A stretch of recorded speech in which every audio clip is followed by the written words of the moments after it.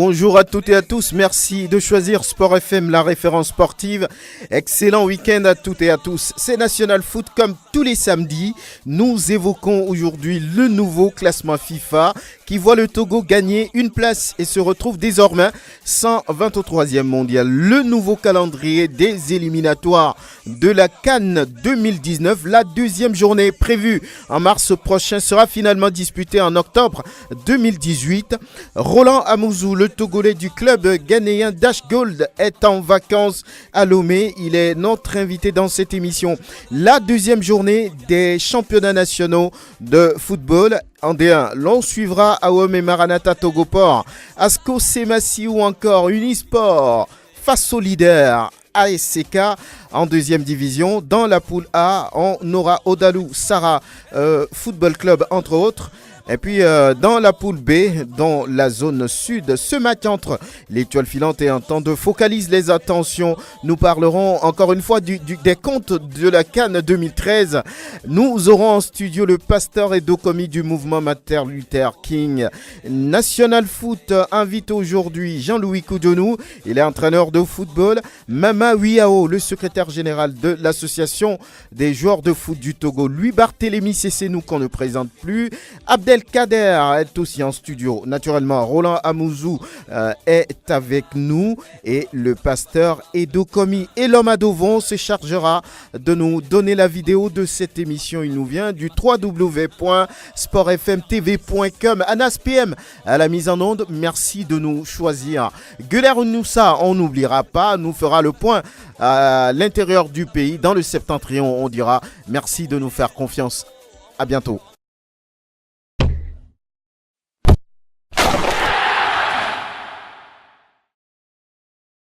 Merci de faire confiance à la référence sportive. On va commencer par saluer nos invités. Abdelkader, bonjour. Bonjour Franck. Comment vous allez? Très bien Franck. Tout va bien. Très bien. Louis Barthélémy, c'est nous. Merci d'être là.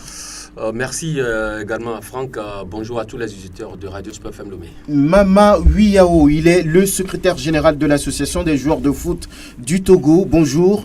Bonjour à tous les auditeurs de Sport FM. On est en bleu ce matin. C'est Étoile filante, c'est quoi? C'est tout club qui est en bleu que je veux imiter ce matin. Ok. Pasteur Edokomi du mouvement Martin Luther King, bonjour. Bonjour Franck, bonjour aux auditeurs et aux auditeurs de Sport FM. Voilà, Jean-Louis Koudjonou, il est habitué de cette maison, il n'est plus à présenter. Bonjour. Bonjour Franck et bonjour à tous les auditeurs de Sport FM et surtout à tous les journalistes sportifs du Togo. Merci beaucoup. Voilà, on va commencer par parler de quelque chose qui est d'actualité depuis 4 ans, bientôt 5 ans déjà. Pasteur Edokomi, vous réclamez toujours les comptes de la CAN 2013. Pourquoi faire?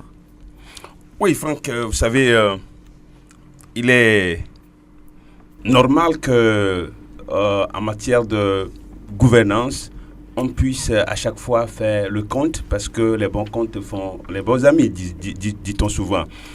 Vous savez, ça fait longtemps, non seulement le 2013, mais quand on fait un peu un retour en arrière, on sait que souvent le problème de rapport financier, de compte après chaque CAN se pose.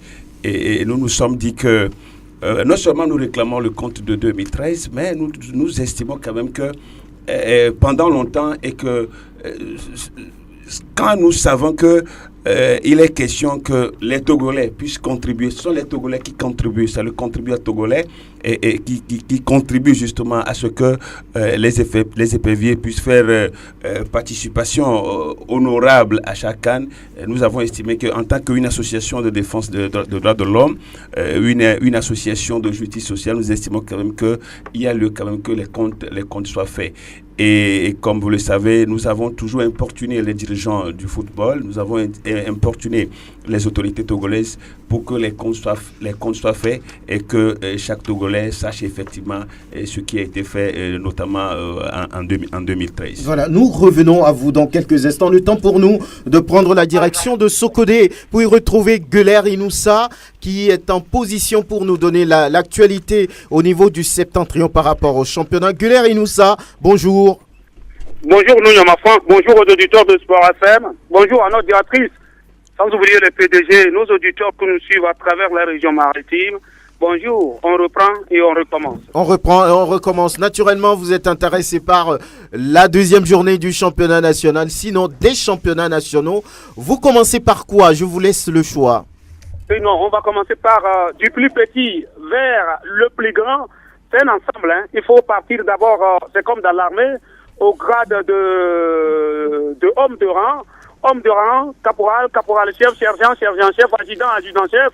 Et puis, vous allez, si dans le cas contraire où vous n'avez pas pu être sous-lieutenant, vous partez avec adjudant-chef-major. Et c'est comme ça jusqu'au général d'armée. Mounyama Frank, la deuxième division. On peut y aller maintenant.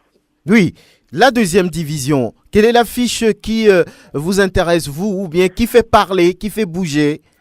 Oui, l'affiche qui nous intéresse, c'est la formation de Odalou, Football Club de Cambolé, qui reçoit demain Sarah, Football Club de Bafilo, qui a battu l'équipe de AS Danpen de Terankuka. C'était dimanche dernier au municipal de Bafilo, sur la marque d'1-0. Et Sarah se déplace pour jouer au Dalou de Cambolé. Mais cette fois-ci, le match n'aura pas lieu à Cambolé pour la non-homologation du stade municipal de Cambolé. Ils seront renvoyés à Kama. Terrain neutre.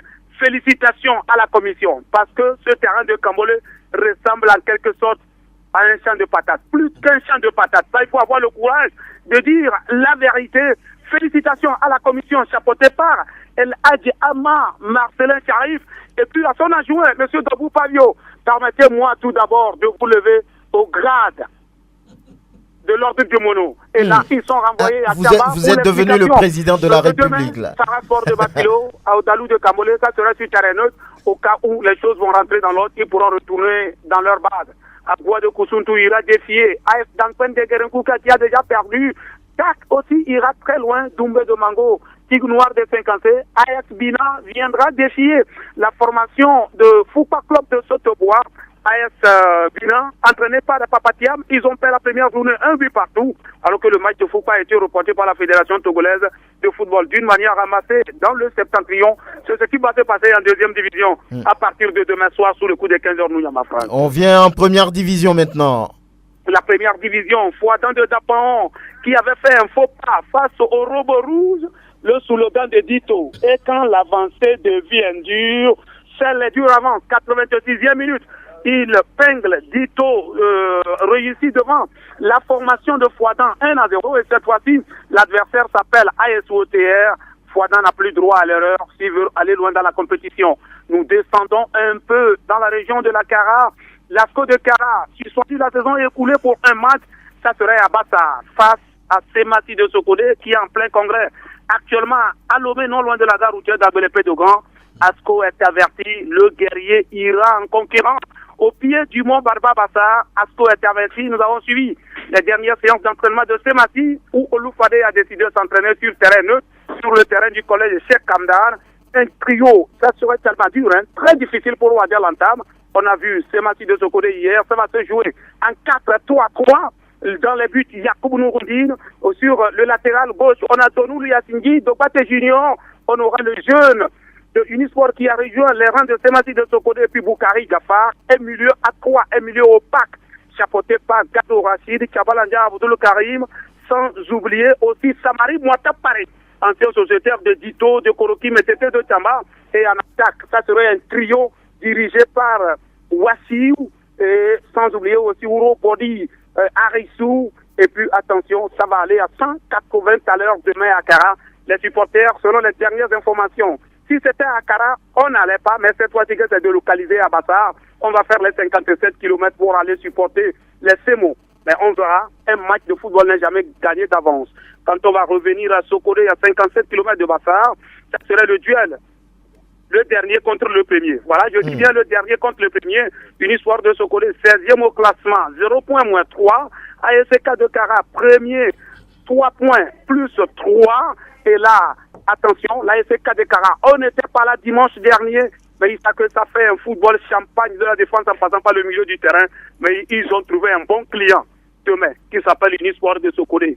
Tout cela avec violence, facteur 0. Et tel que nous voyons les choses, les arbitres aussi désignés sur différents stades doivent jouer pleinement leur rôle quand une équipe va perdre pour que l'on puisse connaître la force de l'adversaire Nounyama Franck. Oui, Gueuler, est-ce que Unisport a réussi à régler les problèmes?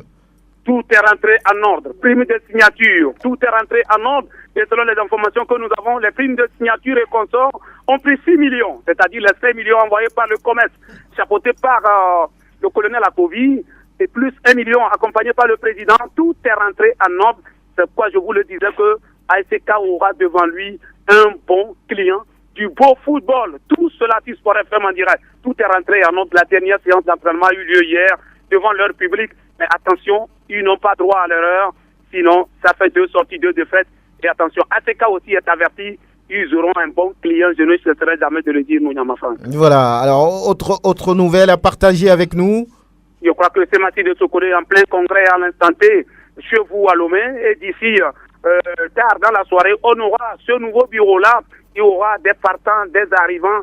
Bon vent à ce bureau que chapeaute Folie Badi Katari, partira ou restera. Tout cela, on le saura d'ici la soirée, surtout que vous êtes non loin du lieu où aura lieu ce congrès. Les premières informations tomberont sur Sport FM et avec satisfaction, nous allons transmettre cela à qui de droit, Nounyama Franck. Oui, Gueuler Inoussa, excellent week-end. On se donne rendez-vous demain à 14h30 en direct. Nous revenons maintenant dans la tanière, Nounyama Franck. Oui. 15h, une soirée à CK, en direct avec vous, Inoussa Gueuler, demain.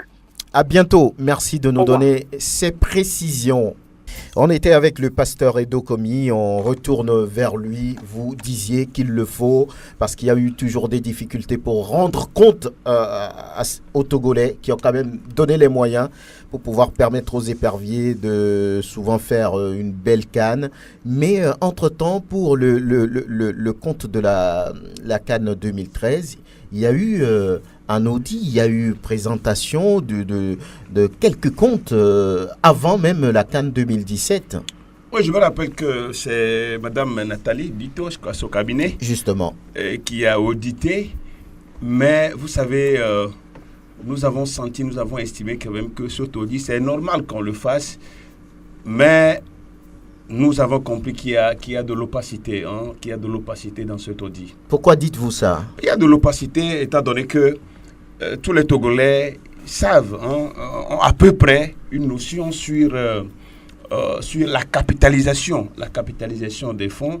Mais quand l'audit a été fait, nous avons approché certains responsables quand même qui ont reconnu quand même que c'est parce que les associations, nous en avions demandé, qui se sont précipités pour le faire. Ils ont compris quand même qu'il y a quelques incongruités dans l'audit. Est-ce que le mouvement Martin Luther King a les chiffres pour aller en contre des chiffres présentés par l'agence de Madame Nathalie Bito? Nous-mêmes sommes partis de ces informations qui nous ont été données parce que nous avons estimé, nous avons voulu voir un peu clair parce que il y a, à part ces informations, à part l'audit, les résultats de l'audit, il y a eu quelques approches tout autour qui nous ont confirmé que ce qui a été fait n'était pas exactement cela.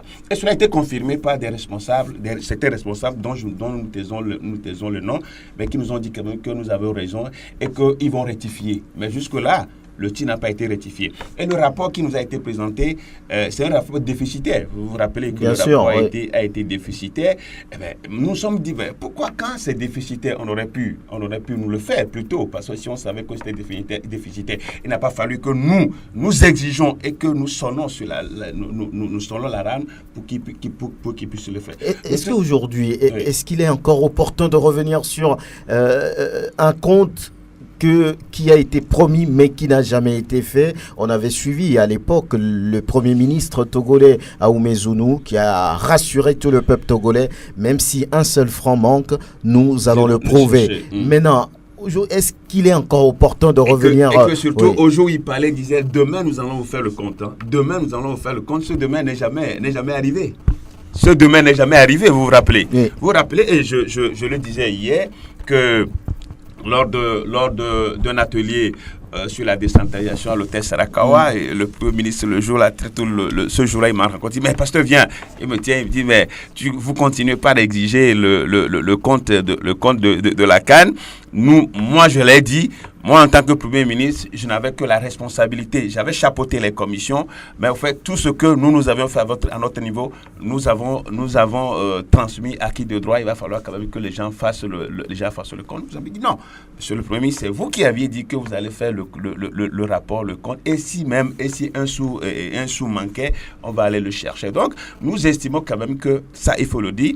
Non seulement 2013, mais 2017, vous avez vu encore, le comité de la mobilisation nous a rassuré que tout a été fait et il va falloir quand même que ceux qui ont la charge de faire le rapport puissent le faire. Jusque-là, rien aussi n'est fait. Donc, on ne peut pas continuer par exceller dans cette opacité.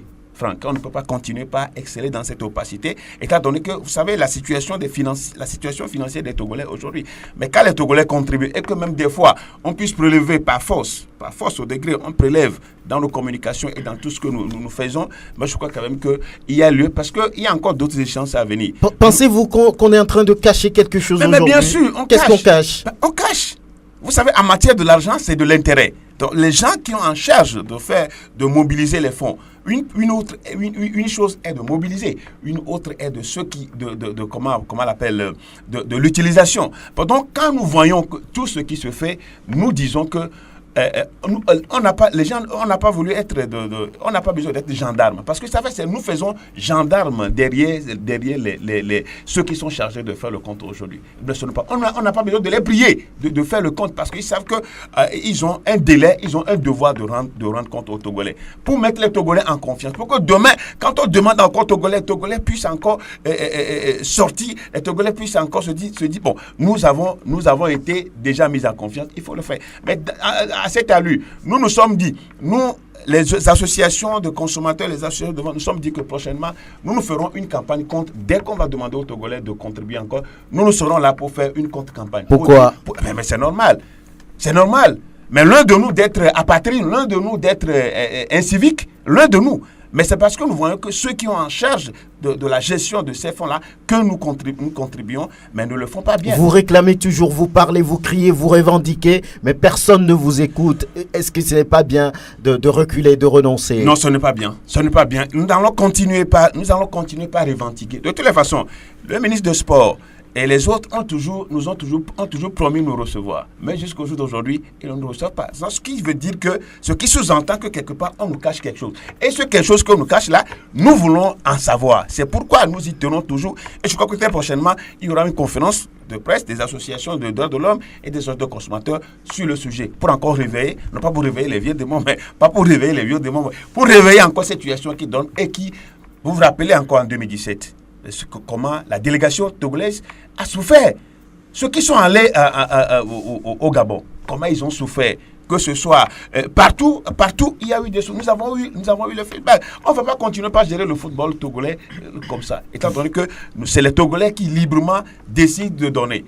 Et quand les 1 franc, les 5 francs, les 10 francs que les gens donnent, et on n'a même pas pitié de ces Togolais-là, on puisse les utiliser en copinage, en médefrérisme, et que sais-je encore. Mais ça ne peut pas continuer. Nous disons donc, non. Vous êtes sûr que le compte, sinon les comptes, vont être faits un jour? Mais vous savez, même des affaires qui ont duré un siècle reviennent toujours sur le tapis.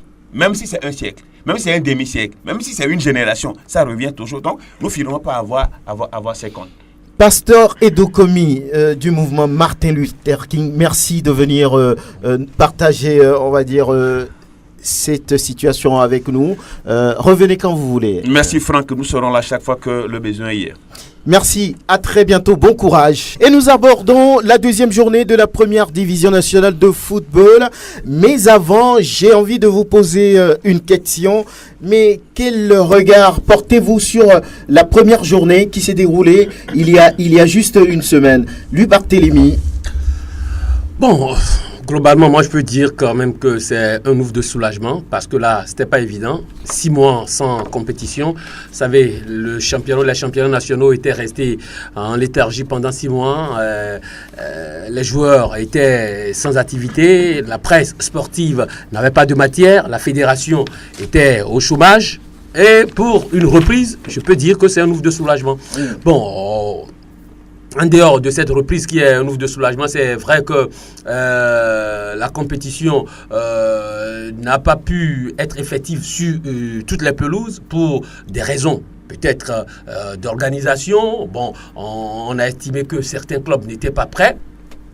Qu'à cela ne tienne, je crois que globalement, c'est un satisfecit. La perfection n'étant pas de ce monde, je crois qu'au fil des journées, dès la deuxième, la troisième journée, tout rentrera dans l'autre. C'est mon analyse. Bien, Jean-Louis Koudianou, vous, avec un regard de technicien, et que dites-vous?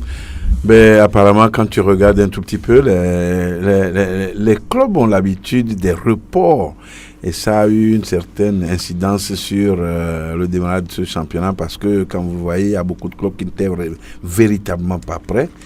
Et ça aussi, ça agit sur le plan technique parce que les joueurs, jusqu'à samedi, pour que le championnat soit joué dimanche, il y a beaucoup de joueurs qui n'avaient pas signé qui n'avaient pas leur prime de signature. Ça avait des problèmes, ça a amené beaucoup de perturbations sur le plan, au niveau des entraîneurs.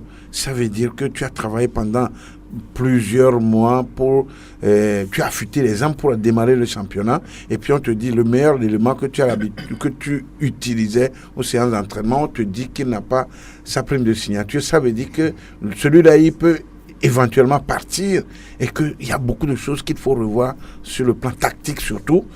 Donc ça a amené beaucoup de perturbations au niveau de mes collègues entraîneurs, mais bon an mal an, on a essayé de faire quelque chose. C'était fait pratiquement à 90% avant le début de la compétition, mais c'est au niveau des bureaux des clubs que ça a tergiversé un tout petit peu. Et je pense jusqu'à ce jour, il y a beaucoup qui le disent, on est prêt, mais apparemment on n'est véritablement pas prêt. Et les résultats sur le terrain nous en disent long, parce que je compare la première journée de la saison dernière à la première journée à cette première journée où on a marqué que 10 buts, hormis le match peut-être le forfait de 3-0 qu'on pourrait ajouter, qui ferait peut-être 13 buts. Donc je me dis, c'est les débuts de saison, il y a toujours des problèmes pour véritablement démarrer. Je pense que les collègues entraîneurs vont essayer de revoir leur copie pour que ça commence par marquer des buts. Il faut beaucoup de travail devant les buts. C'est pas ça qui manque au niveau dans les connaissances de mes collègues, mais je pense que c'est maintenant qu'ils savent qu'ils ont l'effectif qu'il faut pour faire le championnat, le travail doit véritablement démarrer. Kader Abdel, que dites-vous? Certains clubs peut-être ont montré qu'ils n'étaient pas prêts avant le début de ce championnat et la fédération également. Est-ce que les deux parties sont prêtes, tant la fédération, autant que les clubs? Bon, je vois que les clubs ne sont pas prêts parce que ils doivent être prêts, puisque à chaque temps, quand la fédération report, ils doivent savoir qu'un jour ça va commencer, ça va débuter. Mais j'ai remarqué que certains clubs ne sont pas prêts. Et j'avais dit sur une autre chaîne que les clubs ne doivent pas attendre les subventions de la fédération. Un club doit avoir un budget. Même si la fédération vient en appui, on dit merci à la fédération, mais un club doit avoir un budget pour satisfaire les besoins des dirigeants et de l'équipe. En Europe, par exemple, avant le début de chaque championnat... Comparaison exagérée.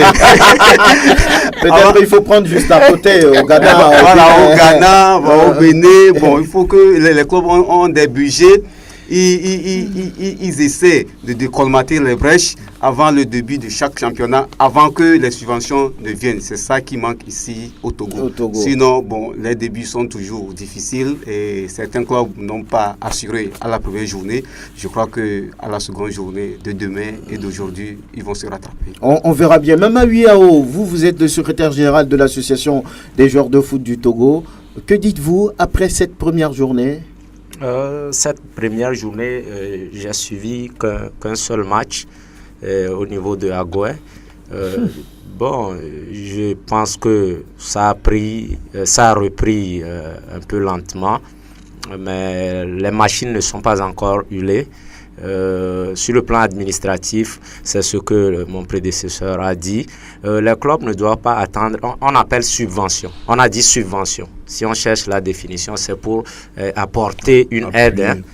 Une aide. Donc, on se dit que vous êtes nanti un peu financièrement avant qu'on ne vous apporte une aide pour accompagner vos efforts. Donc, la subvention devait être un bonus pour les clubs. Voilà.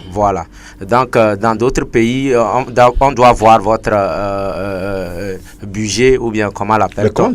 Votre compte, pour voir si vous êtes... on fixe un plafond. Si vous ne l'avez pas, donc on remonte un club de deuxième division pour revenir, ou bien si vous êtes en deuxième division, on remonte un club qui a une finance bien garnie pour vous remplacer. Ça s'est passé dans les pays où on a vu. Donc, nous prierons les clubs à œuvrer dans le sens collégial pour pouvoir aider leur club. Avoir 1, 2, 3 présidents qui travaillent de façon collégiale, qui ont des actions. Bon, on ne peut pas parler d'action ici dans notre championnat, mais qui travaillent de façon collégiale pour se soutenir. Si on se repose sur une seule personne, et la plupart du temps, ils sont des hommes d'affaires, quand ça ne marche pas, ça veut dire que le club s'arrête. Va chuter. Et que quand, par malheur, quelque chose par malheur, on est dans la vie, ça se passe. On était décède, tu veux dire. Voilà, on était à Kakadel. L'adjudant Lantoko, était à son âme. J'y étais, c'est l'année-là, j'ai quitté. Et bizarrement, quand il est décédé, le club ça a sombré jusque-là. Est parti dans les méandres. Donc, on souhaiterait que les dirigeants de club puissent travailler en synergie, 2-3 personnes autour d'un club. Ça serait bien. Aristide Kouvidien, votre bilan après la première journée. Bonjour. Bonjour Franck, bonjour à tous les auditeurs. Je crois quand même qu'en termes de bilan, on va dire quand même que cette première journée a été prolifique en but. Parce que, vous trouvez 10 buts? Oui, bon, 13 oui, oui, même si les 3 autres sont obtenus sur tapis vert, il faut quand même dire que les 10 sur les 13 ont été marqués par les équipes visiteurs. Donc pour moi, j'ai quand même tiré une certaine leçon, c'est que les équipes qui recevaient à domicile pour cette première journée ont eu la chance donc de gagner la plupart des rencontres.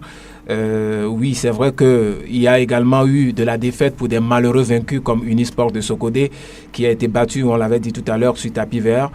Et puis, je crois également que globalement, on peut dire que c'est un bilan mitigé parce que c'est vrai que sur le plan comptable, on a eu autant de buts. Ça veut dire que les attaques ont beaucoup plus eu autant de travail aussi de lucidité. Maintenant, ce qu'il faut également retenir pour cette première journée, parlant de bilan mitigé, c'est de dire quand même que oui, il y a eu des à côté.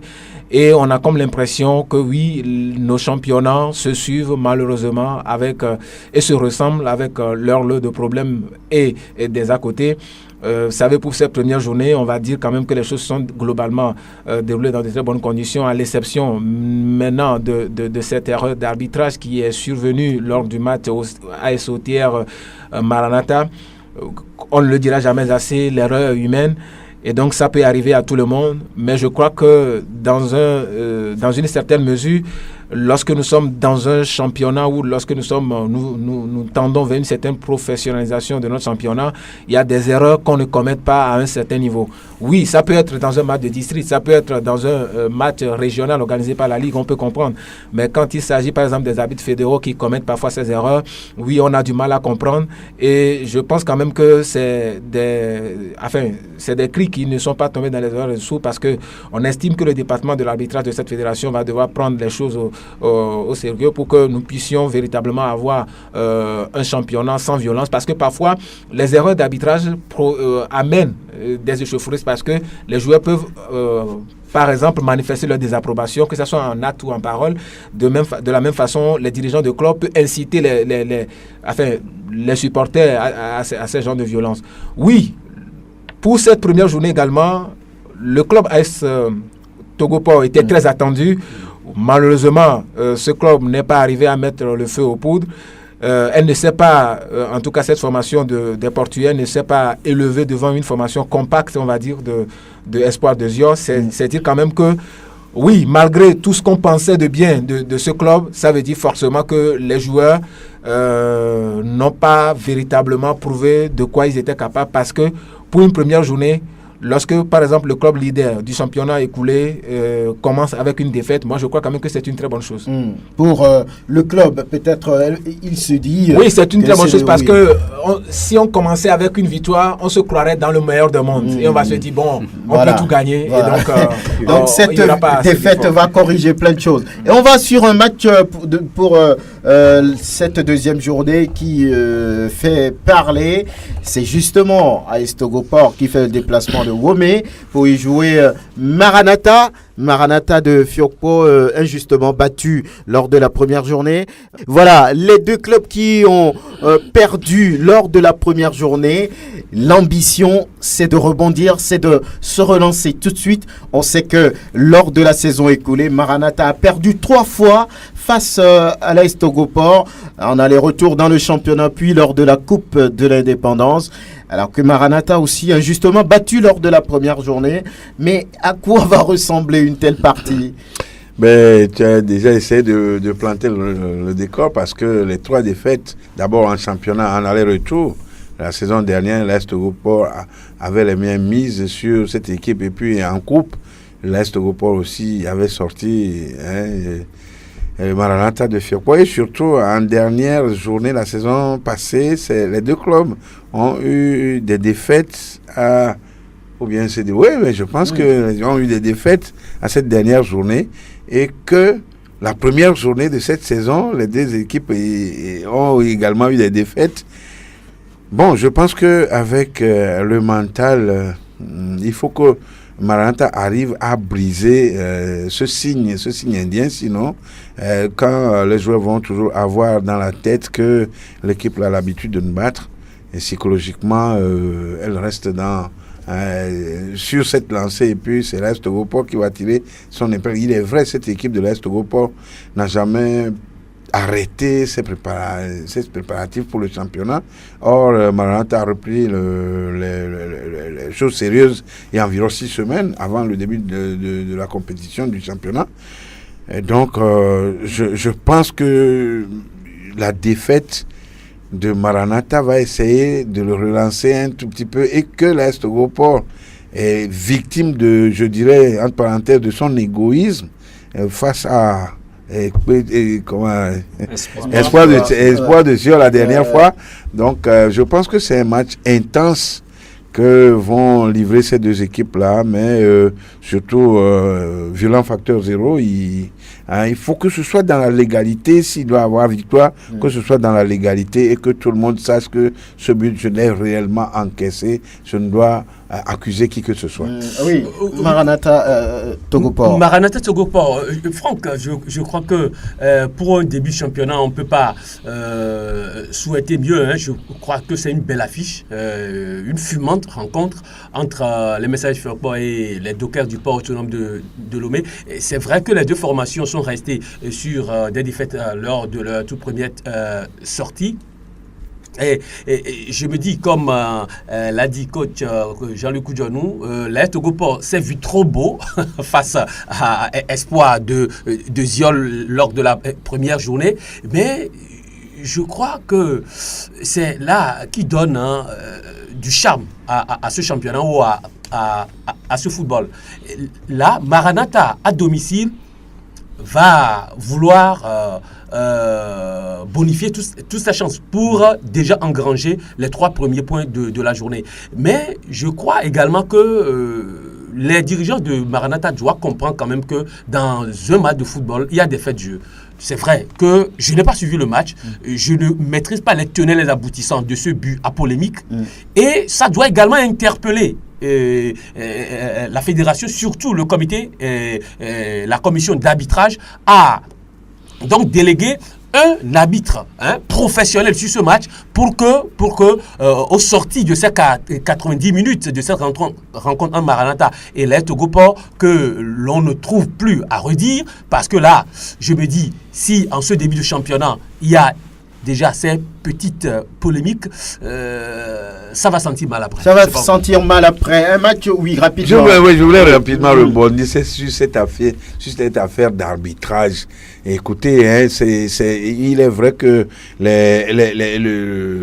l'association des arbitres a fait son travail, mais je dis que c'est l'égoïsme, sinon l'ego de ces jeunes arbitres qui les pousse à ne pas beaucoup écouter les anciens qui les conduisent à des erreurs. Là, ça pose un réel problème. Réellement, je pense, j'ai observé beaucoup de choses. Donc, il faut que ces jeunes arbitres reviennent à de bons sentiments, parce que, comme on a l'habitude de dire, on tisse la nouvelle corde au bout de l'ancienne. Donc, il faut toujours approcher les plus anciens pour savoir comment se comporter sur le match et surtout être à même de posséder les nouveaux changements au niveau du règlement ou des lois des jeux. Ils ne peuvent pas continuer de siffler comme en 1980. En tout cas, quand le gardien a le ballon dans les mains, le ballon n'est pas en jeu. Quand il s'apprête à le dégager, il n'est pas en jeu. Donc, je crois qu'il y a faute la dernière fois. Oui, même oui, quelques mots. Je voudrais ajouter qu'aujourd'hui, qu'on ne prenne pas l'arbitrage, les arbitres eux-mêmes et leur association ou leur département doivent considérer leur secteur, leur domaine. Parce qu'aujourd'hui, l'arbitrage est semblable au domaine de la médecine et du domaine juridique. C'est un domaine évolutif. Demain, des lois peuvent changer. Après-demain, ça peut encore s'améliorer. Donc, ils doivent être attentifs et être à l'écoute des anciens et faire des recherches à tout moment. Parce que des génériques pour guérir une maladie aujourd'hui peuvent changer demain.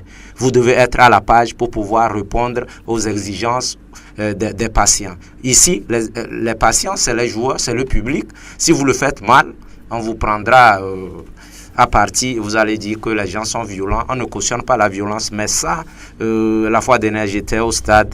Je pense qu'ils doivent se recycler chaque fois pour ne pas commettre ces erreurs. Sinon, je pense qu'ils font du beau travail. Je me rappelle du match de la finale entre les deux premiers de la deuxième division.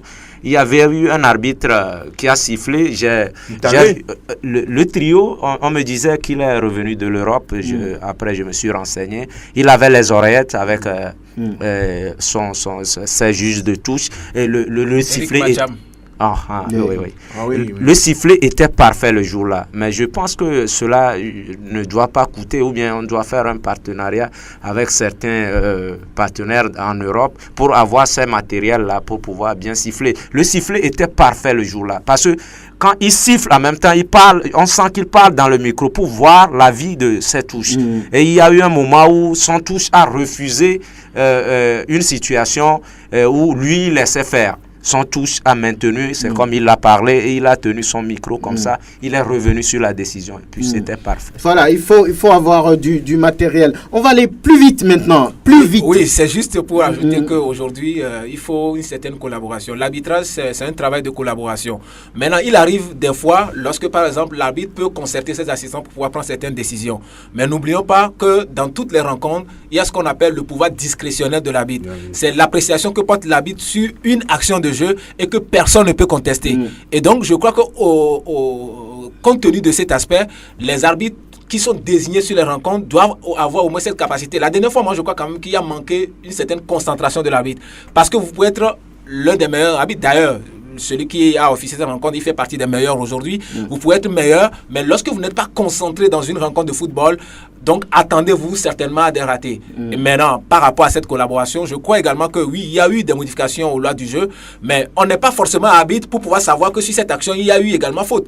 N'importe qui maîtrise également le football moderne aujourd'hui peut savoir que oui, sur cette action, il y a eu également faute. On en appelle bien évidemment, disons, à la conscience des arbitres et également à ce département d'arbitrage, parce que le département d'arbitrage peut prendre des décisions aujourd'hui, peut dire oui, sur le terrain, comportez-vous de cette façon. Mais c'est la pratique. Vous savez, il y a la loi et l'esprit de la loi. Et dans ça, il y a ce qu'on appelle l'interprétation de la loi. Des fois, les lois du jeu peuvent dire, bon, sur cette action, un joueur se voit infliger un avertissement lorsqu'il se rend coupable d'un comportement anti-sportif, lorsqu'il manifeste sa désapprobation, etc., etc. Mais dans l'interprétation, un arbitre peut donner un carton jaune à un joueur et justifier en disant que c'est un comportement anti-sportif. Un autre peut ne pas donner de carton jaune sur cette action et dire peut-être que lui, voilà, est justifié de cette... Et donc, c'est l'interprétation qui pose problème. Oui, Kader. Une petite intervention. Je vous en prie, les équipes aujourd'hui doivent tout faire pour avoir un arbitre aux séances d'entraînement. Ça, c'est très important parce que quand vous n'avez pas... Qu'est-ce que ça coûte à un club de donner 5 000 francs à chaque séance à un arbitre qui fait son aller-retour pour pouvoir entretenir les joueurs pour qu'il n'y ait pas de ces erreurs monumentales sur le terrain. Voilà. Le problème à ce niveau, par exemple, de par le passé, puisque j'ai mené des investigations, c'est qu'il y a les arbitres qui ont l'habitude de faire des rencontres amicales avec des clubs ou ont l'habitude de s'entraîner avec des clubs. Et lorsque, par exemple, au cours des matchs, ils sont parfois... ils ne se rendent pas compte qu'ils sont sur un match, mais ils se... Encore séance d'entraînement. C'est complexe. En ce qui concerne la rencontre Maranatha et puis... AS Togoport. Oui. Moi, je ne suis pas d'accord avec Aristide parce qu'il dit qu'il est content que l'AS Togoport puisse commencer avec une défaite. L'AS Togoport est africain. Voilà. Il n'y a pas de compromis avec l'excellence. Soit on veut ou on ne la veut pas. Oui, peut-être avec cette défaite, ils vont corriger les choses. Si, c'est que normalement, ils ne doivent pas commencer par une défaite en tant qu'une équipe africaine. Mais ils ne sont pas Dieu non plus. Si. Tout peut arriver. Qu'est-ce qui peut s'attendre à cette défaite de l'Est de Togoport? Même le Real Madrid peut perdre une rencontre. Et c'est ça qui suit le Real Madrid en ce moment-ci. C'est ça le premier déboire. L'Est Togoport se ressaisissent et puis s'entraînent très bien pour attaquer le match contre Maranatha. Je connais bien Maranatha, eux aussi ne vont pas accepter Awamé, mais je suis sûr que les deux équipes, ça va être après-midi disputé là-bas. Alors, on va continuer avec le calendrier de cette deuxième journée, match décalé à Bassar parce que Asco traîne un peu une sanction de la saison écoulée, un match à disputer sur terrain neutre. Voilà, il y aura Asco, Semassi à Bassar. Donc c'est le match et en tout cas Semassi n'a pas joué lors de la première journée parce que Unisport a fait forfait. Asco a joué, a fait 0-0. On attend de voir ce que ça va donner. Ce match entre deux anciens internationaux du Togo, Wadial Antam du côté d'Asco de Kara, Oloufade Adekami du côté de Semassi. Bonne reconversion. Justement pour ces deux joueurs. Alors on va parler de la première surprise de la première journée, Espoir qui fait tomber AS Togoport. Et pour ce deuxième rendez-vous, Espoir d'Esior reçoit Bikiti de Bassar. Ne sont pas encore résolus, mais pour Kofi Komlan, il s'agit de continuer sur cette belle dynamique, gagner à nouveau. Non, mais forcément, lorsque vous entamez de cette belle manière une nouvelle saison, qui plus est une première expérience dans l'élite, je crois qu'on ne peut pas demander mieux à cette formation de Espoir de Zior. J'ai dit tout à l'heure que forcément que l'Est Togoport de Lomé s'est vu trop beau face à cette modeste formation d'Espoir de Zior, oui. Mais je me dis que pour cette seconde sortie, surtout qu'elle va recevoir, elle sera à domicile, Espoir de Zior, ce sera une aubaine pour continuer sur cette même lancée. J'espère, tout à l'heure le coach Kossi Kofi disait qu'ils sont en train de régler leurs problèmes, mais je lui lance un pic, le train ne va pas vite, il faut qu'il prenne un avion. Oui, et vous avez suivi ce match la dernière fois et puis il y avait un jeune Thibaut Clidier dont vous parliez dans la transmission la dernière fois, et c'est lui qui a suppris, on va dire, la défense de l'AS Togoport, Thibaut Clidier, un petit minot, on va dire tout simplement.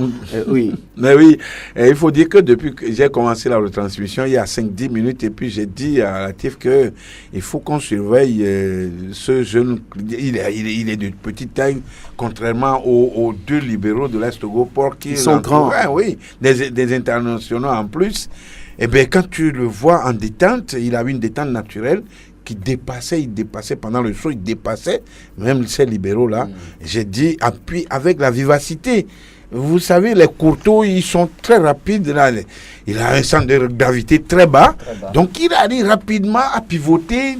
Et ça causait d'énormes problèmes à cette défense de l'AS Togoport. J'ai dit à Latif, si l'AS Togoport ne fait pas attention, c'est lui qui ferait la différence. On l'a suivi pendant toute la rencontre, c'est lui qui menait la vie très dure à cette défense. Et puis il bougeait, il avait beaucoup de mobilité, il allait à droite, à gauche, et puis on essaye comme l'Est Europort essayait de jouer en zone, donc quand il se déplaçait, on laissait l'autre s'occuper de lui. Mais la toute dernière balle à 93e minute, je vous dis, c'était une erreur de défense où, quand le ballon va rebondir, il faut l'attaquer au rebond. Le ballon rebondit, le jeune, il s'est mis entre les jambes de Bourana et il n'avait pas le choix. Sinon, s'il envoyait le pied, il causait un penalty et le jeune n'a pas attendu que le ballon rebondisse une deuxième fois avant de mettre l'extérieur du pied droit. Et je ne sais pas pourquoi Jean-Claude Robert, quand tu sens l'avant-centre et le libéraux en train de faire un duel, attend un mauvais contrôle de l'un ou de l'autre pour pouvoir intervenir. Je ne sais pas pourquoi il faisait cette aventure. Et voilà, le léger contact de l'extérieur du pied droit. Et voilà, tout le monde était mis en déroute. Voilà, le but était... Sinon, franchement, c'est plutôt, moi je dirais, l'Est Europort qui a bien joué sa rencontre. Mais il y avait un repli défensif de l'Espoir de Zion. Quand ils perdent le ballon, tu les vois tous dans leur camp. C'est ça aussi, hein, quand tu ne peux pas marquer des buts, il faut savoir défendre quand même.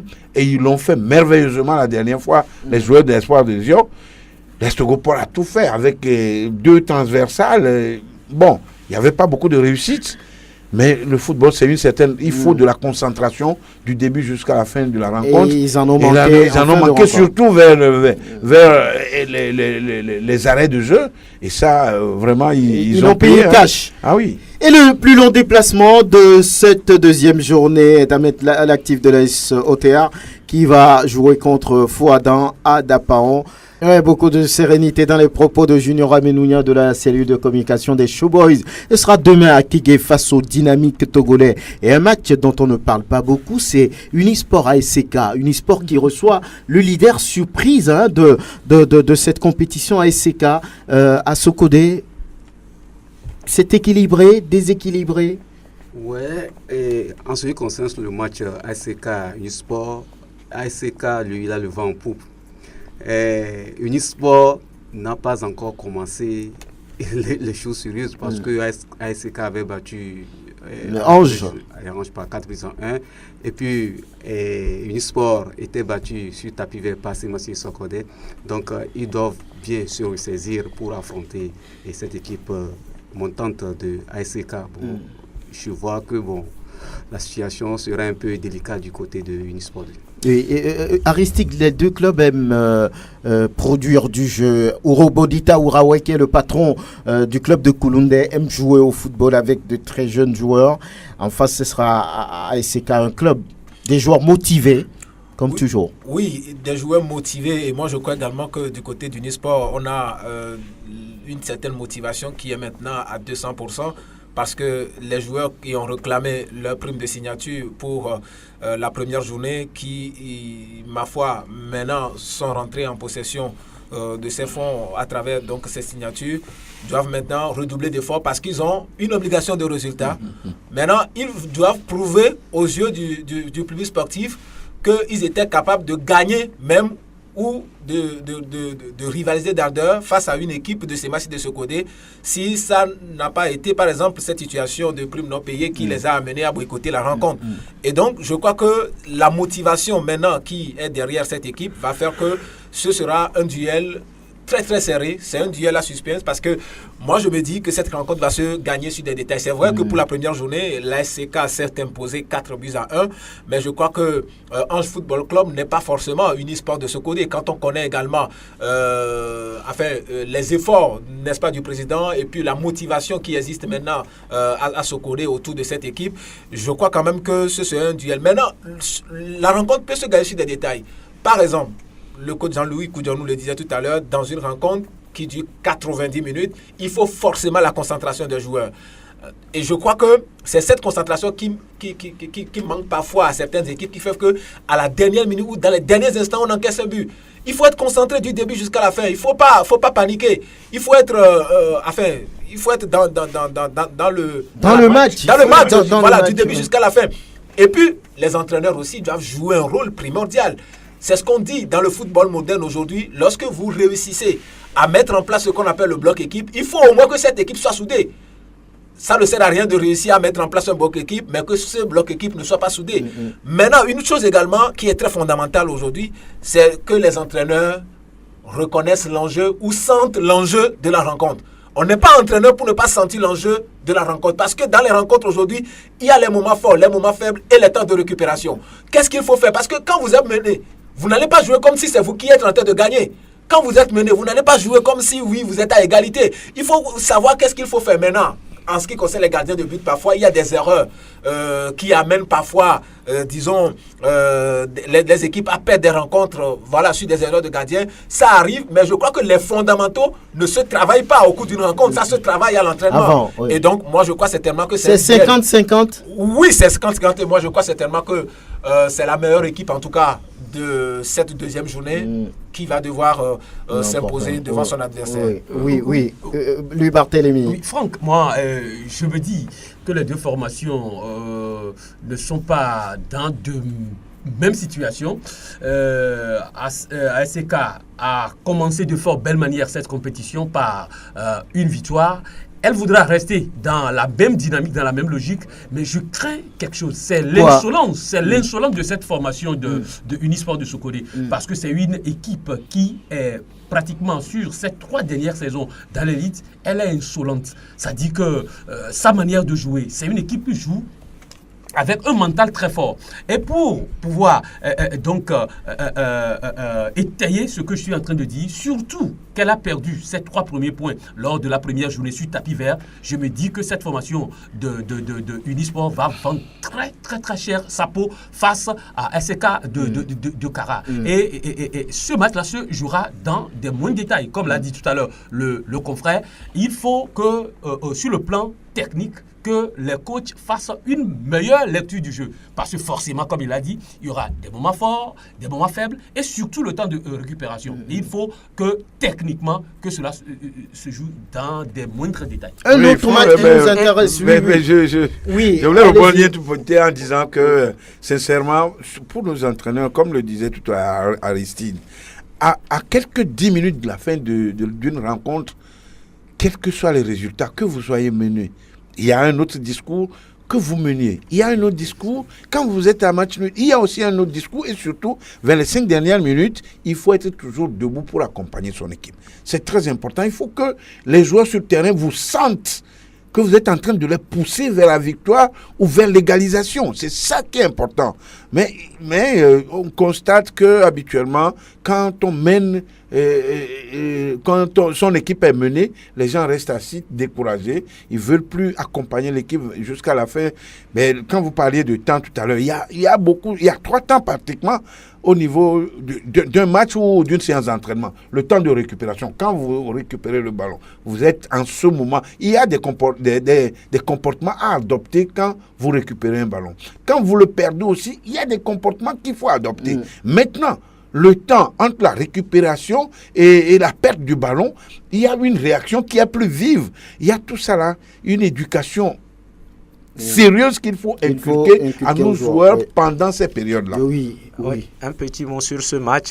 Je pense que ce match sera très âprement disputé, puisque au niveau de Unisport, c'est à double tranchant. Ou soit on a reçu nos primes, on a la pression et on tombe sous le coup de cette pression, ou soit l'adrénaline monte. On voudra prouver que ce qu'on réclame, on l'a eu. Donc, on doit prouver aux yeux des dirigeants qu'on veut faire quelque chose. Et en face, en ce moment-là, on aura une équipe très forte qui a gagné la première journée avec 3 buts d'écart, c'est-à-dire 4-1. Ça fait plus 3. Et je salue au passage, c'est un couronnement pour cette première journée, pour cette équipe, par rapport à M. Ama Marcelin, qui a dirigé, qui a démontré qu'il est un bon administrateur de football dans la Ligue de Kara, qui a fait... de ballons et d'argent. Il a donné 1 million à ASCO, 1 million à SCK, plus 10 ballons. Vous voyez, il a prouvé qu'il peut manager... les deux clubs non, il peut manager au niveau de l'administration du football. Et il est revenu dans son club.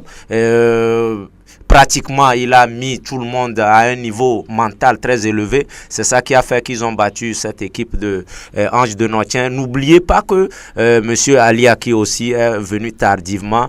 Cet entraîneur-là, je le connais un peu. Il porte un discours très très très bien au niveau des joueurs. Avec le temps, vous allez voir qu'il va réussir à remonter cette équipe. Un autre match à Gaza qui voyage vers Notien. Vous connaissez les deux clubs, que ce soit Ange ou à Gaza. Ça ressemble à quoi? Mais ça ressemble à un match incertain, ça il faut le dire, parce que Ange de Notien n'est véritablement pas prêt jusqu'à mercredi dernier. Donald Dalia qui a du boulot. Il a véritablement du boulot. Je ne sais pas comment il a négocié son contrat là-bas.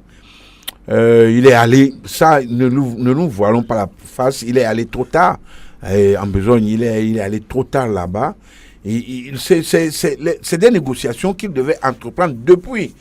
À 48 heures du début du championnat, vous allez devant un club, ça dépend du discours que les uns et les autres ont tenu. Lui, même l'entraîneur et le club de Ange, il faut qu'il essaye de partager et savoir ce qu'ils ont envie de faire cette saison. Peut-être qu'on lui donne jusqu'à 3-4 journées pour être prêt. Sinon, je ne sais pas. Peut-être cette semaine, ils ont dû faire des recrutements ou ils ont dû faire appel à de ces anciens joueurs-là qui ont déserté. Et ça peut encore être un équilibre entre Agaza et Ange. Mais autrement dit, Agaza aussi, la dernière fois, on ne l'a pas vu pimpant. Agaza a bien fait les tournois auxquels il a participé et monté un très beau visage, mais contrairement au match la dernière fois, c'était morose. Pour moi, c'était morose. Et le discours maintenant doit changer. Si véritablement Agaza veut remporter les 3 points à Ngontien, mais c'est voyager sur Ngontien qui ne s'entend pas. Ngontien, c'est pratiquement 2 populations. La population de Gabou Eric qui amène son équipe, et il y a des gens qui n'aiment pas Gabou Eric à Ngontien. Ça, j'ai vécu à Ngontien, je connais les problèmes. Donc, il faut un certain discours, une certaine harmonie au niveau des politiques de cette région-là pour pouvoir rassembler tout le monde si on veut véritablement jouer en ce championnat et ne plus rester au bas du classement jusqu'à la fin du championnat. Donc les politiques ont un rôle très important à jouer, sinon c'est un résultat très incertain. Personne, en tout cas moi, à mon humble avis, je ne peux pas parler. Vous ne pouvez pas.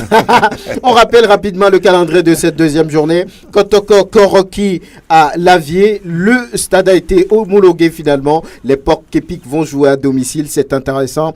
Dito, Gomido, Ange, on vient d'en parler, reçoit à Gaza Unisport ASK, un match qui s'annonce déjà intéressant. Asco qui joue contre Semassi, Espoir, Bikenti, Maranatha OTR, Fouadan, ASOTA. Vous avez le calendrier complet de la deuxième journée de la première division nationale de football. Et l'on vous fait voir aussi rapidement la deuxième journée dans la deuxième division au niveau de la poule A.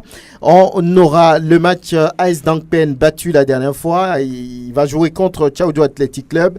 Kakad reçoit Agoua de Kusuntu Odalu Sarah Football Club. Foupa AS Bina, Doumbé, Tigre Noir, 5KC.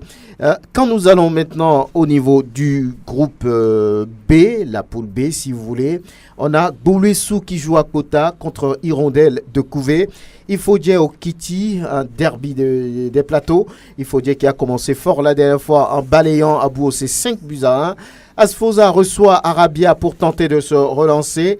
Ce sera donc à Blogamé. Étoile filante en temps 2. Oui, ça c'est un match qui attend, on va dire, beaucoup de supporters. Les jaunes de Kodjoviakopé face aux bleus du quartier commercial. Ça donne toujours quelque chose. Et puis, à Bouossé, sauvé aussi in extremis pour être en deuxième division qui reçoit la Société Nouvelle des Phosphates du Togo. Tous ces matchs et tous les résultats, vous les aurez naturellement sur Sport FM demain en direct entre 15h et 17h30.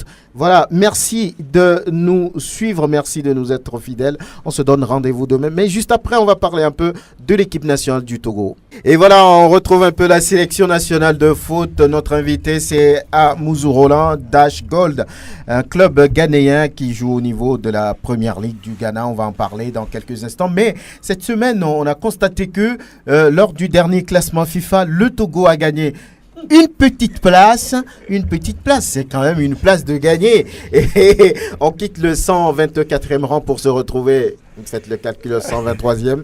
Bon, est-ce que ça change quelque chose, Jean-Louis? Vous êtes parti d'où pour atterrir à 124 pour ne gagner qu'une place? Oui. On ne peut pas s'en féliciter. Il reste beaucoup de choses à faire.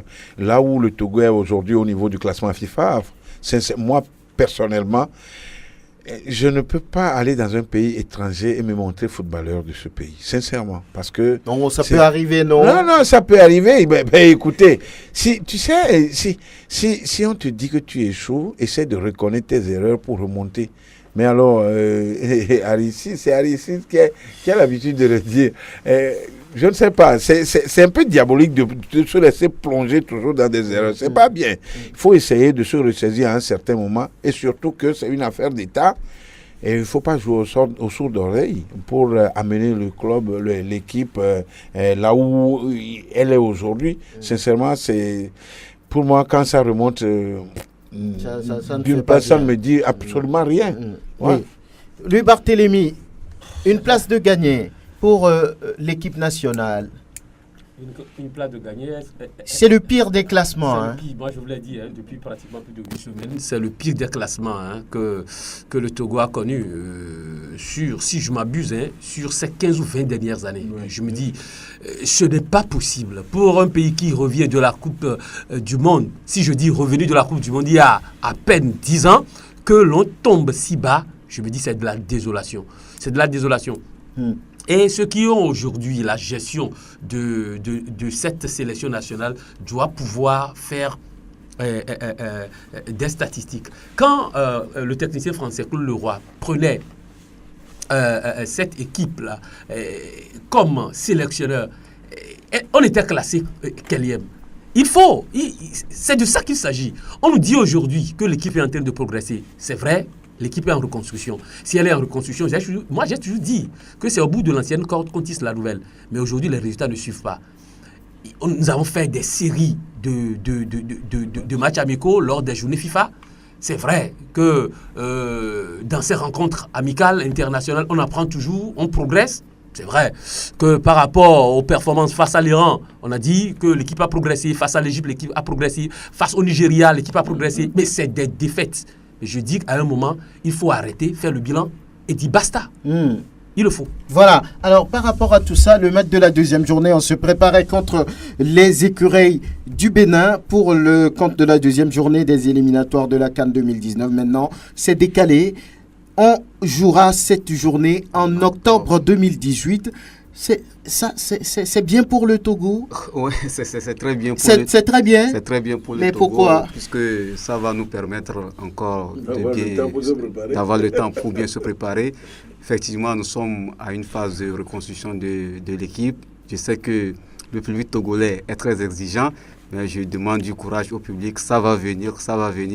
Et en octobre, on fera le meilleur et puis on va se qualifier. Puisque la CAN ne se jouera plus en janvier-février, mais en juin-juillet. Oui. Kader, prenez le micro. Il y a un dicton chez nous qui dit ça ne fait rien, ça ne fait rien. Mais c'est ça qui a tué la fin du Allô.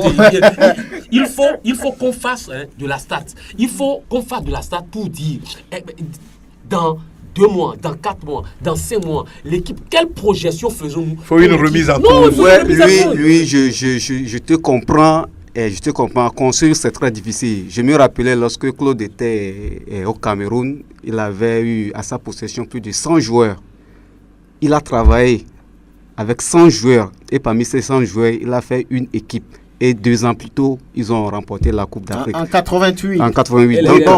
Et donc, donnons le temps aux sorciers blancs. Vous croyez en lui? Moi, je crois en lui. Et, bon? Ouais, je sais que ça va venir. Ça va venir. C'est moi qui vous le dis. Quand on commence par chasser les anciens. Oui. Moi, je pense que ce classement-là, si c'est un nouveau départ pour remonter dans le classement, c'est bien. Et aussi, je salue l'effort que fait le gouvernement parce que pour les matchs FIFA, depuis un certain temps, ils mettent les moyens pour qu'on puisse les avoir. Et le dernier match qu'on a eu au pays, ça a galvanisé le public. C'est une très belle chose. Sur le plan de jeu, je pense que le jeu est en train la mayonnaise est en train de se prendre déjà. Vous pensez? Oui, je pense que c'est... Avec le rappel de certains cadres. Voilà. Abandonné. Et l'absence de certains joueurs qu'on a décriés, qu'on a rappelés, qui a donné un bon jeu en attaque, en l'occurrence Plaka Fessoumeme. Déjà en attaque, on a un effectif garni. Plaka Fessoumeme, Laba Fodo, avec leur grand frère Adebayo Cheyi. Au milieu de terrain, c'est là, je pense qu'il faut encore rappeler certains. Romao est très très important aujourd'hui dans ce milieu de terrain pour recadrer les jeunes, pour leur parler. Il ne viendra pas par son physique d'antan jouer les premiers rôles, mais pour parler aux jeunes, leur permettre de faire de bons déplacements avec Floyd Haïté et autres, ça serait bien. En défense, je pense que c'est presque calé, mais il reste l'arrivée de Sadat. Je pense qu'il doit se rétablir vite. On nous a dit qu'il est un peu indisposé pour rejoindre cette défense-là. Là, dans tous les secteurs de jeu, on aura un cadre pour contrôler ou bien pour... galvaniser les jeunes pour donner. Le capitaine sur chaque ligne à peu près. Voilà. Sinon, sur ce plan, je pense qu'on est parti sur de bonnes bases. De l'autre côté, pour la CAN, quand on l'a reporté, c'est une belle chose parce que on ne peut pas jouer tout de suite et attendre, finir les éliminatoires et attendre 6 mois avant de se préparer pour la phase finale. On perdrait l'élan dans lequel on est. Donc à l'approche, on termine à quelques 2-3 mois et on joue la phase finale. Sinon,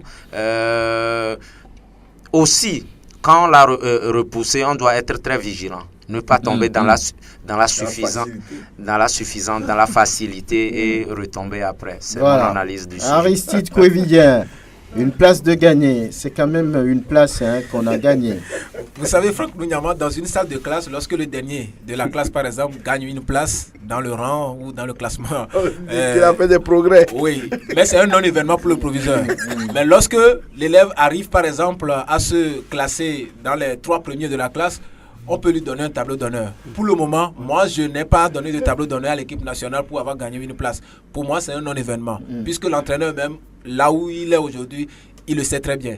Maintenant, par rapport au délai, je me dis, j'ai une position mitigée par rapport à cette décision. Parce que je me dis, ce n'est pas à cause de 5 pays ou à cause de 5 nations qu'on va devoir pénaliser tout un continent en repoussant des rencontres d'une deuxième journée jusqu'en octobre. Vous êtes contre? Oui, je suis contre. Sur cet aspect, c'est-à-dire la raison évoquée. Comme quoi, il y a 5 pays d'Afrique qui doivent participer à la Coupe. Ce n'est pas la première fois que des pays de l'Afrique participent à une Coupe du Monde. Et donc, sur cette question, moi, je ne suis pas totalement pour... Qu'est-ce qui fait courir, selon vous, Ahmad? Je ne suis pas aussi dans le secret des dieux pour le savoir, mais je sais quand même que ce qu'il y a lieu d'analyser aujourd'hui dans cette situation, c'est de voir que, bon, on est peut-être obligé de satisfaire aux ambitions de certains pays. Oui, parce qu'il y a le Maroc là-bas. Oui, le gros morceau. Il doit à certains pays.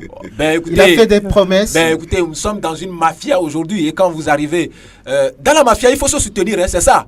Il semble que les mafieux sont partis avec l'ex-président. Non, écoutez, ils sont toujours là. Oui, écoutez, quand vous regardez un peu ce qui s'est passé au Cameroun, vous allez vous rendre compte certainement que quand Tombi Aoko a refusé donc de ne plus être dans cette mafia, aujourd'hui il a les conséquences. C'est ça aujourd'hui. Il paye. Oui, il y a de l'argent dans le football, c'est ça. On ne peut pas le nier. Ce n'est pas une faute de sa part. C'est-à-dire qu'il n'a pas demandé, par exemple, à être dans cette mafia. Même Sepp Blatter et les autres, ils le savent très bien.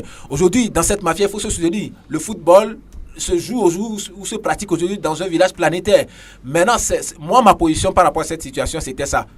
Voilà. Vous êtes d'accord au moins que la CAN se joue en janvier? Oui, ça, il n'y a pas de problème parce que pour les raisons évoquées, rappelez-vous, d'ailleurs, en 4 ans, pratiquement, ou en 5 ans, on a joué 3 CAN. En 2012, en 2013, en 2015. Et donc, pour des raisons de commodité, on a fait passer la CAN des années paires aux années impaires. Ouais.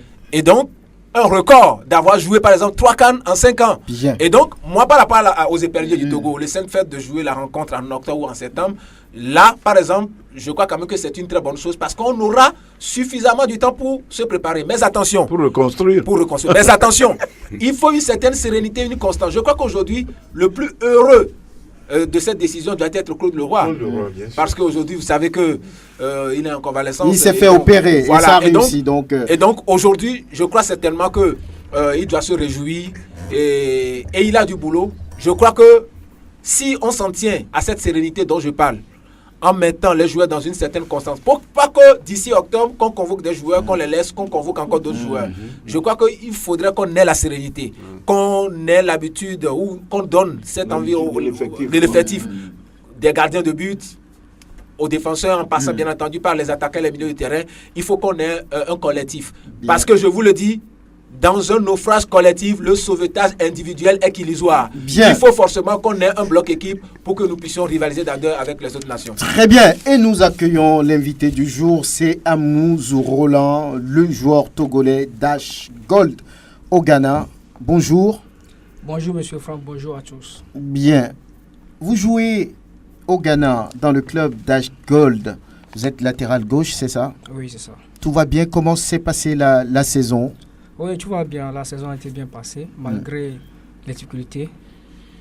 Mais c'était mal débuté, mais vers la fin, ils sont bien classés à la 10e position du championnat.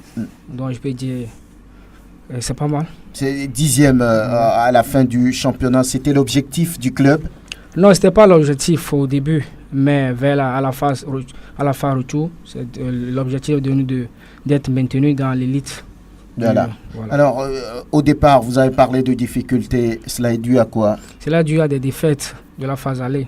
Oui. Vous n'avez pas les moyens à l'époque ou ça se passe? Non, les moyens sont là, tout est là. HGO, c'est un club très professionnel. Les moyens sont là, mais c'est le résultat sur le terrain. C'était le problème de résultat. Parce que chaque match, la phase aller, on a perdu trop de matchs.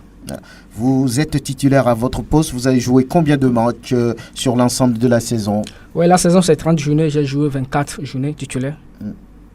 Comme titulaire? Comme titulaire. Bien. Alors, quelles sont les forces d'Amouzou Roland? Alors, ma force, c'est comme je suis polyvalent sur le terrain.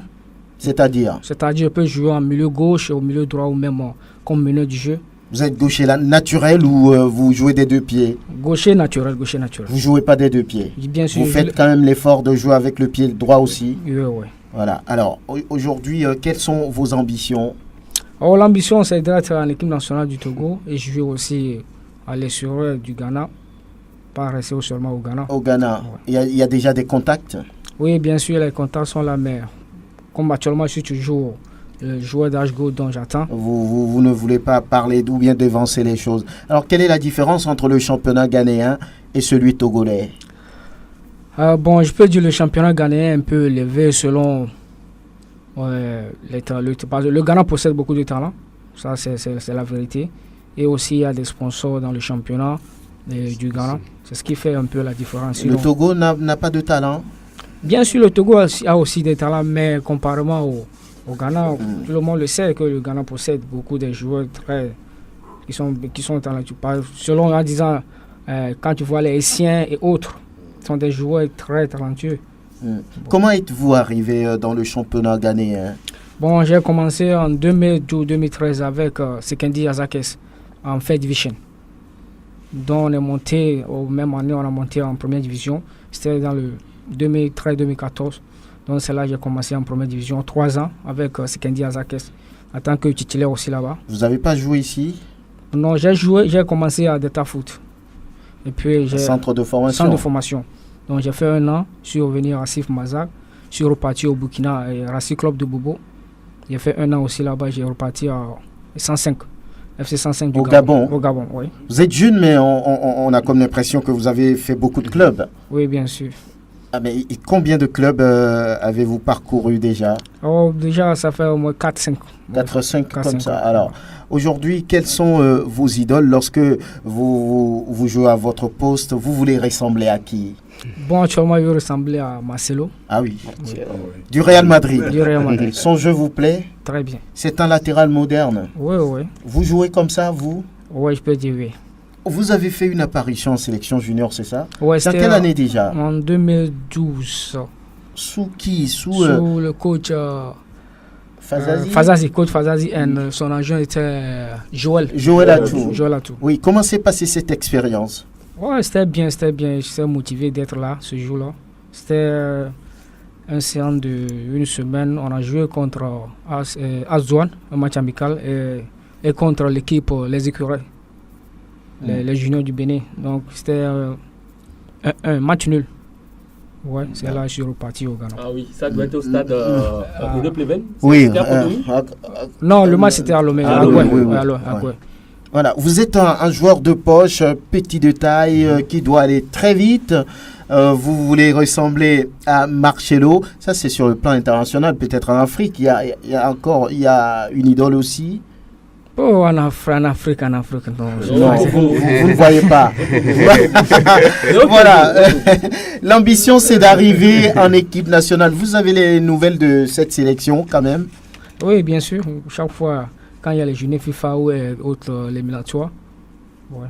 Vous voyez qu'elle progresse, les résultats qu'elle enregistre. Comment analysez-vous tout cela aujourd'hui? Bon, actuellement, ça va pas comme en année 2006-2007 avec les moins de 17 ans, un peu l'équipe nationale senior.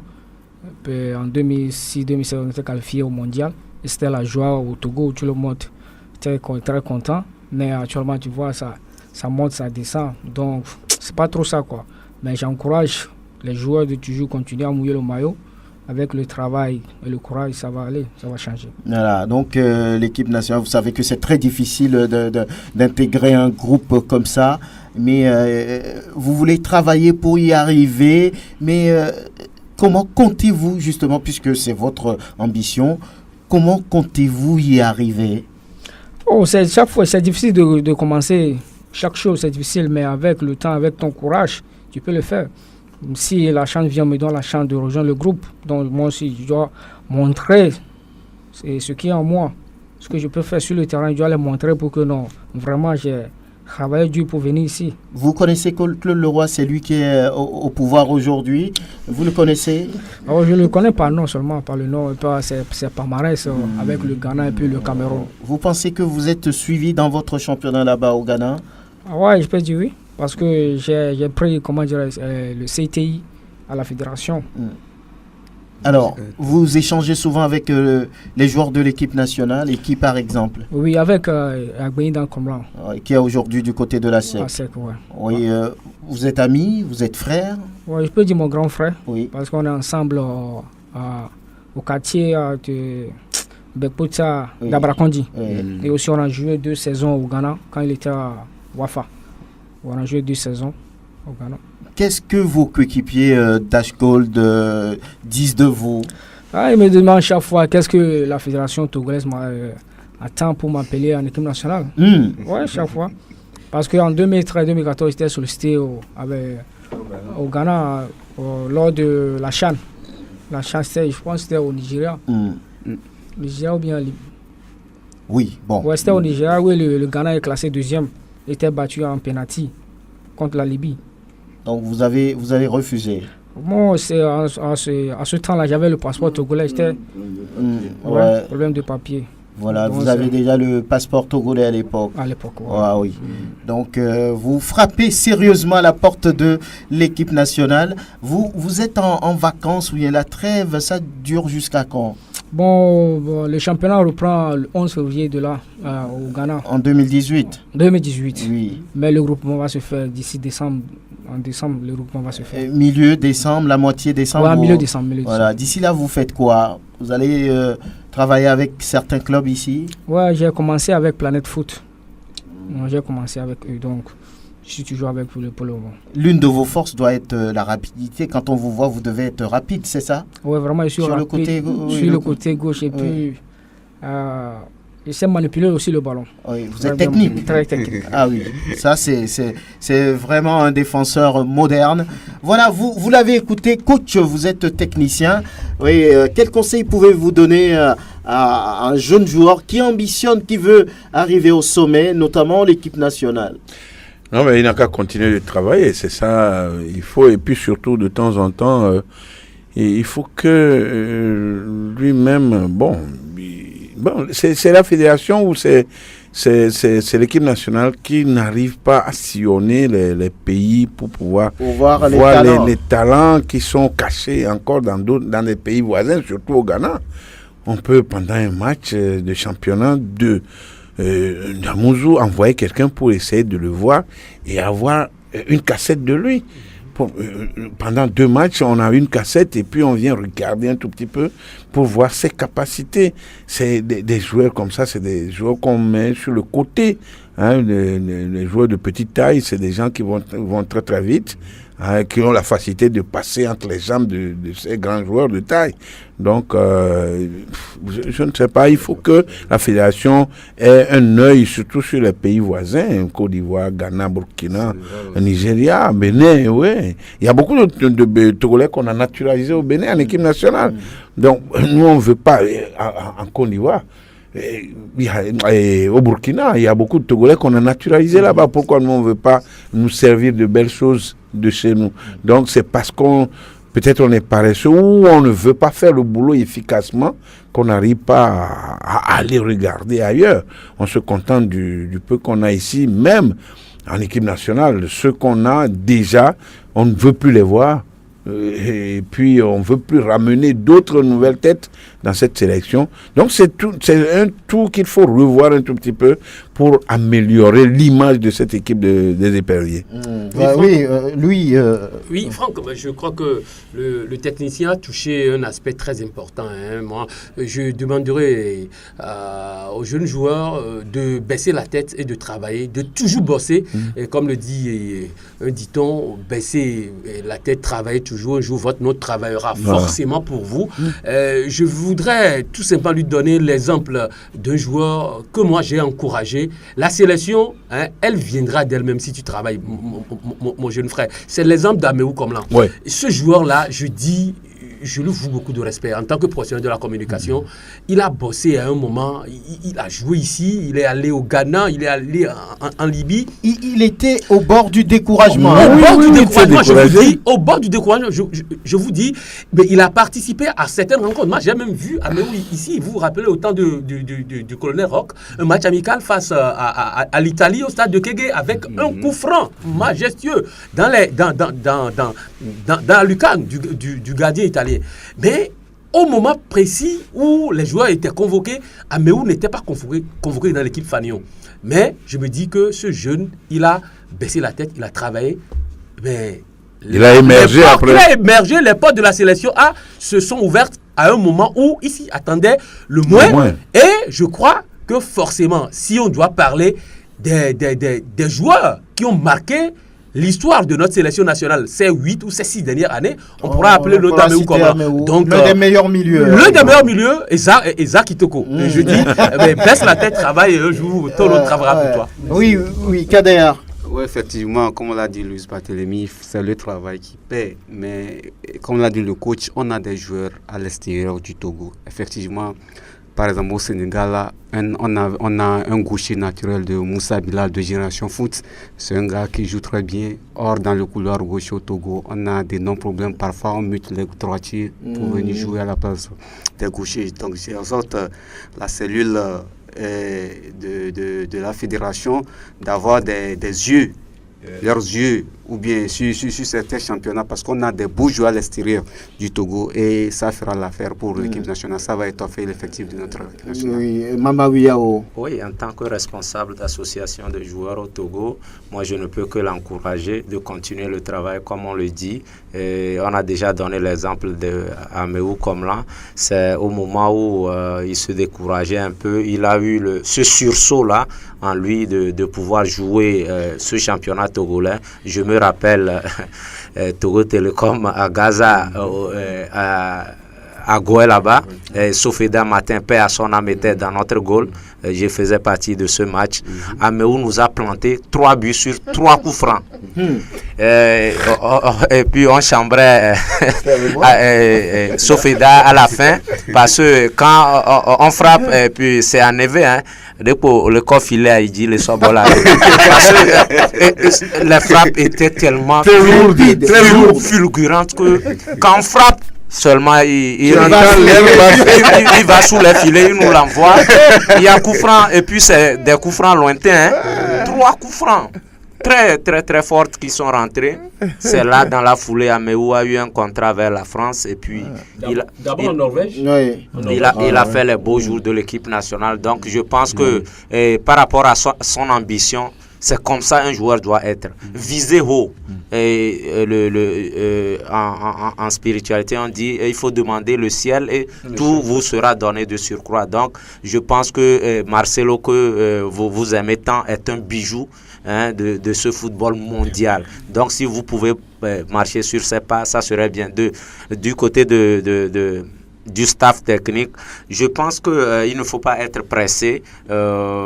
Continuez le travail pour qu'on vous remarque. Hein, ne soyez pas pressé parce qu'il y a des pléthores de joueurs. Il ne faudra faire que 23 choix pour l'équipe nationale. Donc, pour venir en équipe nationale, il faut faire mieux que celui qui est au poste que vous voulez venir faire. Donc, continuez le travail pour vous faire remarquer par rapport à celui qui officie à ce poste. Très bien, on est en retard malheureusement. On va donner la parole aux auditeurs. Hein. On va donner la parole aux auditeurs. Il ne reste pas beaucoup de temps. On y va, Anas. Peut-être qu'ils s'en foutent éperdument des Togolais. Ces jeunes qui sont allés même en finale. C'est une première. Pourquoi on n'a pas su garder cette équipe? Mais vraiment, ça fait honte. Hein. Non, arrêtons de comédie. Crions directement au sommet que c'est comme ça ne va pas. Point de vue. Les auditeurs.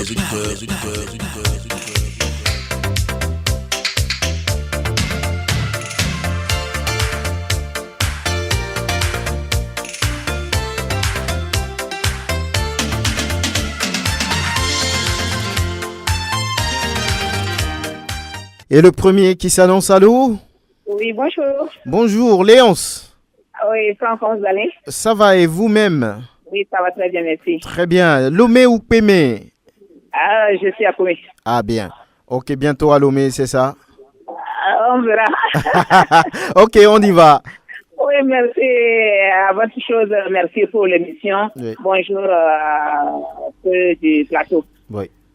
Oui, c'est pour parler un peu du championnat qui a démarré le week-end passé. Oui. Demain, c'est la deuxième journée. Peut-être qu'il y a c'était un match avancé ce soir. Oui, un seul match. Et si je vais prendre le match Maranatha Est au terre, vraiment, je m'en vais directement à la commission de modulation, à la commission d'arbitrage. Vraiment, il y a eu problème jusqu'aujourd'hui sur les plateformes et sur les réseaux. On parle du but où SOT a marqué face Maranatha. Certains disent que c'est un but, d'autres disent non. Qu'est-ce que la commission d'arbitrage dit? Normalement, à ces cas comme ça, il faut que la commission d'arbitrage sorte pour dire quelque chose. Si le ballon était déjà à l'air et que c'est la tête qu'il mettait, on pouvait comprendre jusqu'à ce niveau, le pied s'est levé. Donc, vraiment, nous tous, nous sommes dans l'ombre. Il faut que la commission essaie de nous expliquer. Non, il n'y a pas but. Léonce, oui? Vous me suivez, il n'y a pas but. C'est un coup franc indirect contre le joueur de la SOTR. Carton jaune en plus. Oui, et plus un carton, oui. Et voilà, il n'y a pas but. Ok. Mais ça a été accordé? Oui, mais c'est une erreur de l'arbitre. Donc, il faut que les arbitres fassent très attention. Ce championnat sera vraiment un championnat dur. Il faut qu'ils soient dans le match. Il faut qu'ils se fassent de tout et qu'ils se disent qu'ils ont 90 minutes et plus 2 ou 3 minutes de temps additionnel pour ne pas gâter le match. Voilà. Et je m'en vais féliciter le premier vice-président qui fait tout pour le football togolais, c'est-à-dire Marcelin. Je viens d'apprendre le geste qu'il a fait à ces 2 clubs. Félicitations à lui et que les autres aussi essaient d'emboîter et son pas. Et les autres équipes aussi en ont besoin. Il faut qu'ils le fassent.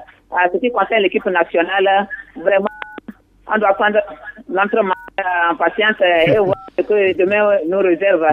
Encore une fois, félicitations et bonne suite d'émission. Bonne suite à nous tous. Excellent week-end, Léon. À bientôt. 22 37 73 50 22 48 93 31 pour avoir accès à cette émission et faire des propositions dans le sens de contribuer au développement du sport roi national. À l'instant, c'était Léonce depuis Pémé. Nous vous donnons encore quelques minutes. Vous avez encore le temps d'appeler pour participer à cette émission 22 37 73 50 22 48 93 31 pour vos propositions, vos contributions. Et voilà le deuxième salon. Allô? Allô? Bonjour. Bonjour Franck, c'est Germain Dagoy. Germain? Oui, Dagoy. Ok, nous vous écoutons. Oui, merci. Bonjour pour tout le plateau et puis je vous remercie pour tout ce que vous faites pour le foot togolais. Merci. Et je voulais donner mon avis sur un fait. Le championnat, c'est bien, il a été bien relancé. Dieu merci. Et le premier match, la première journée, j'ai assisté au match HOTR Maranatha. C'est vrai, tout le monde crie, nous tous. Le but qui a été validé, c'est un peu déplorable quand même. Et c'est des choses, ça peut arriver. C'est une erreur d'arbitrage. Ça peut arriver. Mais la question est de savoir pourquoi c'est à Maranatha que c'est arrivé. C'est la question que moi, personnellement, je me pose. Et je vous dis, dans cette vie, la nature est. Je ne suis pas en train de jeter de l'essence dans le feu, mais les gens n'ont qu'à savoir se comporter. Merci. À très bientôt, Germain, depuis Agoué. Voilà, bon week-end à vous. 22 37 73 50 22 48 93 31 pour intervenir dans cette émission. Nous avons le temps de recevoir encore quelques 2 ou 3 auditeurs s'ils sont en ligne. En attendant, on vous rappelle naturellement que la deuxième journée des championnats nationaux a lieu ce week-end, tant en D1 qu'en deuxième division. Allô? Allô? Allô? Oui, allô, bonjour. Bonjour, cher ami, votre nom? C'est Tao Tao Matao Kalao. Tao Tao Matao Kalao. Ouais. C'est votre nom, ça? Pardon? Ce nom me plaît beaucoup. Vous nous appelez d'où? Depuis le grand marché. Tao Tao Matao Kalao. Tao Tao Matao Kalao. Depuis le grand marché. Ouais. Ok, on y va. Je salue tout d'abord Roland Amouzou. Oui. Un collègue un camarade de classe depuis le lycée Bekota. Le lycée Bekota, il est à l'écoute. Beaucoup de force, beaucoup de courage. Ça va aller. Et j'ai quelque chose à vous dire, ou bien à dire au public togolais. Oui. Si, pour ce qui concerne le match, ou bien les matchs AS et Semassi et l'autre là, Asco. Oui. C'est Asco, non? Oui, c'est Semassi, Asco Semassi. C'est Asco. Et puis ASPK et puis Unisport. Unisport là. Oui.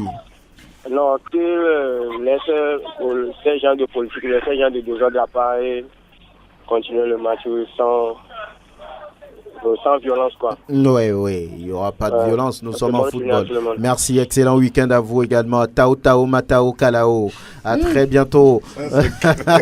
Oui, 22 37 73 50 22 48 93 31. On peut recevoir le dernier s'il se manifeste rapidement. On peut l'avoir avant la fin de cette émission. Anas s'apprête à nous l'envoyer. Quelqu'un est en ligne forcément. Allô? Allô? Allô, bonjour. Bonjour, cher ami, votre nom? Votre nom? Allô? Oui, votre nom? Bonjour. Bonjour, votre nom? C'est monsieur Abou depuis au Grand Marché. Oui, nous vous écoutons. Allô?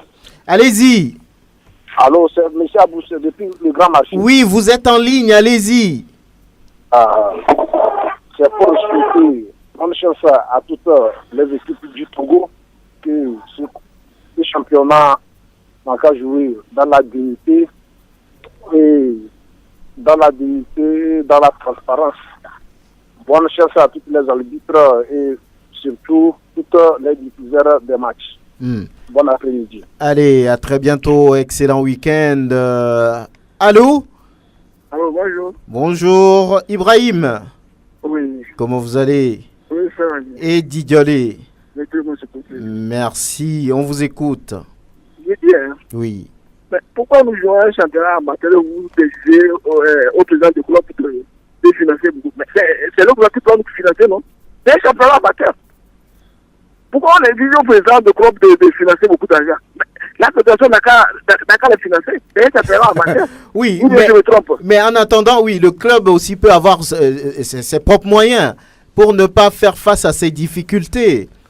Non, franchement, le gouvernement n'a qu'à financer l'argent. C'est ce que moi j'ai dit. Ibrahim, il est parti. Voilà, oui, c'est un championnat amateur, on est d'accord là-dessus. Mais un club doit pouvoir se prendre à charge aussi en attendant ces subventions. Là, on n'aurait pas de problème. On va se préparer correctement. On va faire ce qu'on veut en attendant cette subvention donc qui vient de l'État. C'est important pour les clubs, hein. Sinon on va rester là et puis on va voir les problèmes comme on l'a vu la dernière fois au niveau d'Unisport, ce forfait qu'on pouvait éviter, cette polémique qu'on a eue avant le match entre Espoir et puis AS Togoport. 5 secondes, Kader, vous voulez dire quelque chose?